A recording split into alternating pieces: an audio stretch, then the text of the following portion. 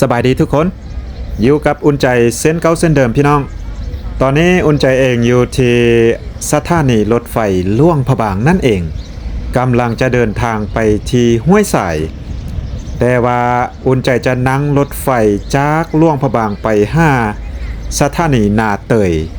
หลังจากนั้นจะไปต่อที่ห้วยสายก็คือแขวงบ่อแก้วนั่นเองการเดินทางรอบนี้จะผ่านแขวงอุดมไส่แล้วก็ผ่านแขวงล่วงน้ำทาไปฮอดบ่อแก้วหรือว่าห้วยทรายชายแดนลาวไทยนั่นเองพี่น้องเอ้ยสำหรับทริปนี้จะเป็นทริปที่ว่าพิเศษหน่อยหนึ่งเพราะว่าอุ่นใจจะลองเหือแม่น้ำคลองพี่น้อง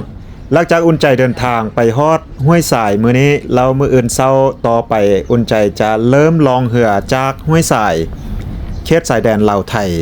จนไปฮอดนครหลวงเวียงจันทน์ซึ่งว่าทริปแบบนี้อุ่นใจก็ยังบ่เคยไปจากเถื่อก็ลองไปลุ้นไปเบิ่งนำกันในคลิปต่อๆไปว่าบรรยากาศการล่องเรือจะเป็นจังได๋จะใช้เวลาหลายปานใดพี่น้องจะไปฮอดนครหลวงเวียงจันทน์หรือบ่ลองท่าไปลุ้นคลิปต่อๆไปนำกันแต่ว่าตอนนี้ลองไปเบิ่งบรรยากาศการเดินทางจากล่วงพระบางไป5ที่เมืองห้วยสายนำกันพี่น้องเอ้ยการที่ว่าจะเดินทางจากล่วงพระบางไปห้วยสายหรือว่าแขวงบ่อแก้วก็มีอยู่หลายทางพี่น้องบ่ว่าจะไปทางเรือทางรถหรือว่าทางรถไฟแบบนี้ถ้าไปทางเรือก็จะมีเรือคิวหรือว่าเรือโดยสารแต่ว่าต้องใช้เวลา2วันในการขึ้นแม่น้ำคลองแล้วถ้าไปทางรถเมล์หรือว่ารถตู้ก็มีเช่นกันแต่ก็จะใช้เวลาหลายเติมแต่ถ้าหากว่าทานมีเวลาน้อยอยากไปฮอดไว้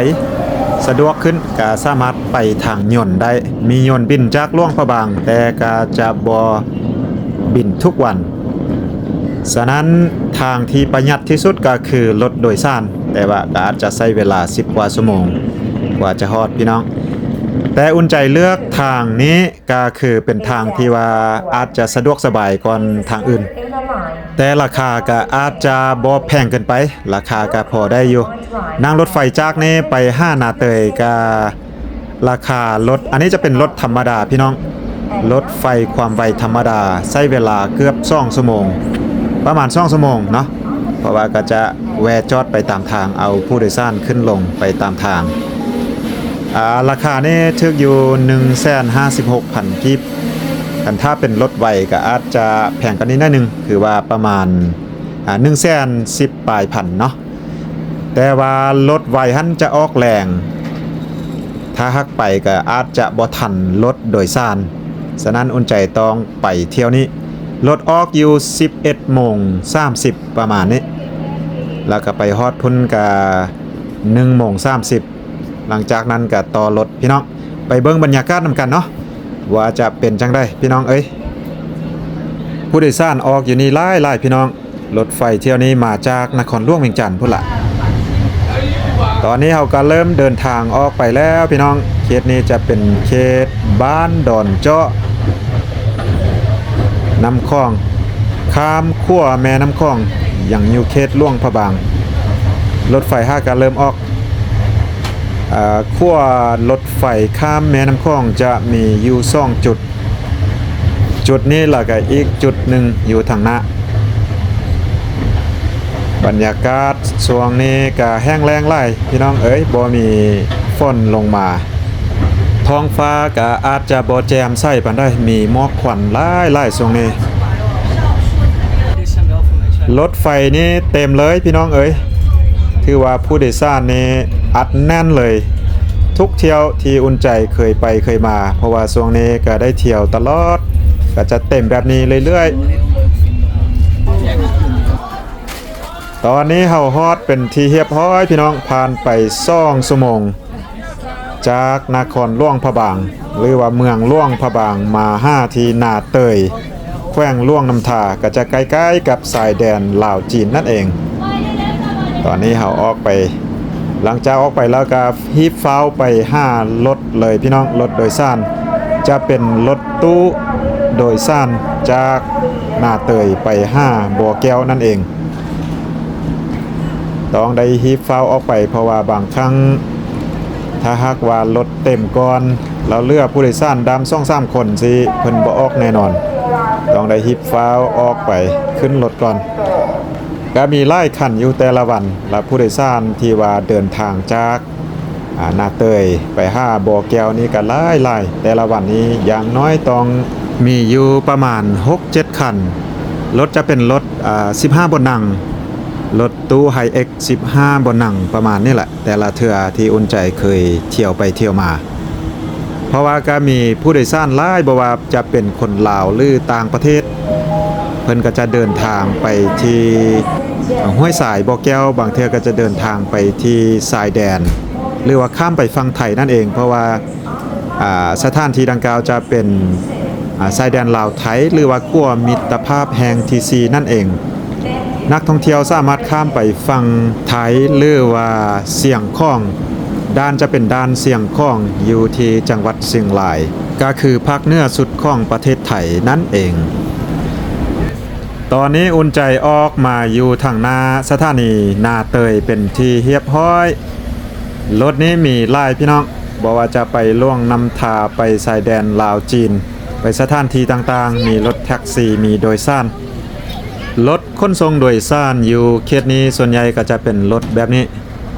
Toyota Hilux 10 ไปบนนั่ง14-15 บนนั่งประมาณนี้แหละรถแบบนี้เลยพี่น้องจะเดินทางไปที่ห้วยสายอุ่นใจได้ขึ้นคันนี้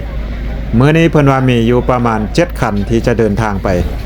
แล้วมีผู้โดยสารเรืออยู่3ท่านที่ว่าบ่สามารถขึ้นไปได้เพราะว่ารถเต็มแล้วการรถคันใหม่สิไปก็บ่ได้เพราะว่า3คนนี้บ่คุ้มค่าไปแน่นอนเริ่มออกเดินทางจากนาเตยพี่น้องราคารถโดยสารหรือว่าค่าโดยสารจากนาเตยแห่งนี้ไป5ห้วยสายก็คือ250,000 กีบ250,000 กีบไปเบิ่งว่าจะใช้เวลาหลายปานใดเพราะว่าบางครั้งนี้ตามที่อุ่นใจเคยเที่ยวไปเที่ยวมาทางนี้บ่ดีปานใดบางเขตบางบ่อนเดินทางไปเรื่อยๆตอนนี้เฮามาฮอดอยู่ที่เขตแขวงล่วงน้ำทาเข้าไปทางขวามือจะมีทางแยกเข้าไปตัวเมืองล่วงน้ำทานั่นเองเข้าไปนี่เลยล่วงน้ำทาเข้าไปทางขวามือนี้ก็ใช้เวลาประมาณชั่วโมงนึงจากนาเตยมาฮอดจุดนี้แล้วเราก็จะเดินทางไปต่อพี่น้องสะดวกสบายพี่น้องเอ้ยเขตนี้จะเป็นขั้วเขตล่วงน้ำทาได้รับผลกระทบจากน้ำท่วมแต่ปีกายปี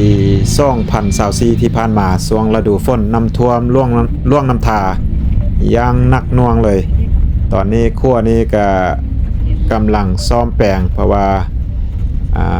ฝั่งหนึ่งของขั้วนี้ที่ว่ายุบลงเพิ่นก็เลยไว้เฮ็ดทางข้ามก่อนเฮ็ดทางเว้นน้ำนี้น้อยๆพี่น้องช่วงนี้แต่ว่าช่วงฝนนี้อันเป็นตาย่านไหลเนาะ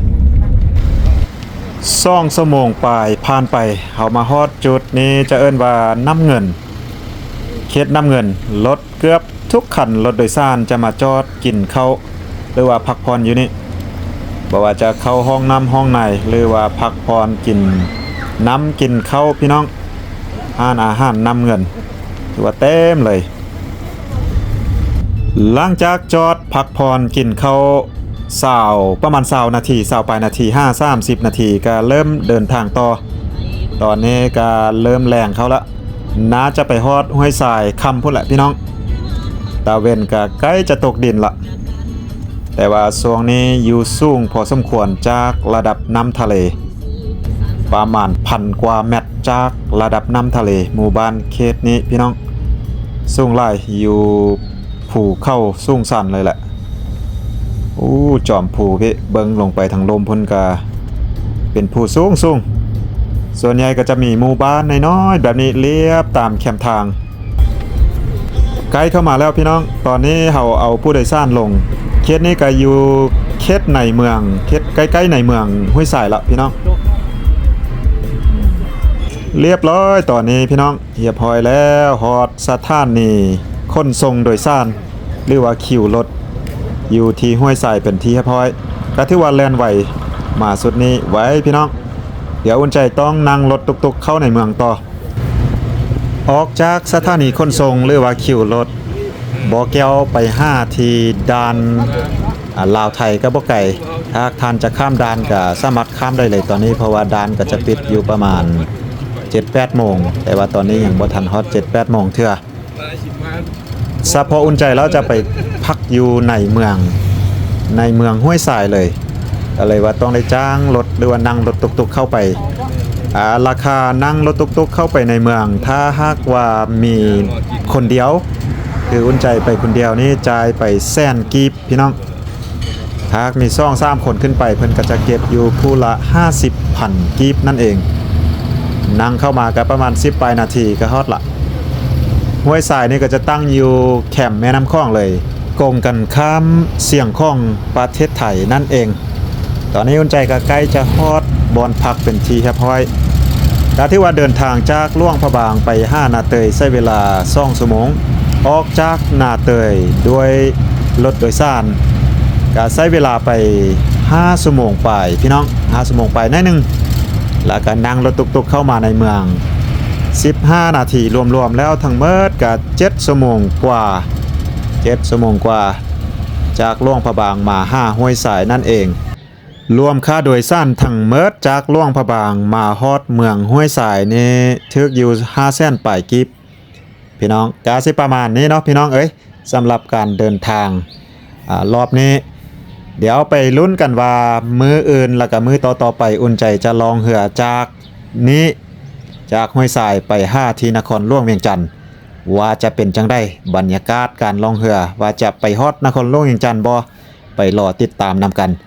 สำหรับคลิปนี้อุ่นใจกาสิขอจบไปเพียงสำนี้กันเนาะพี่น้องเนาะจังใดกาเส้นเก่าเส้นเดิมขอบใจทุกท่านทุกๆ FC ที่เข้ามาติดตามและรับชมซองอุ่นใจเจอกันคลิปต่อไปพี่น้องสำหรับคลิปนี้สบายดี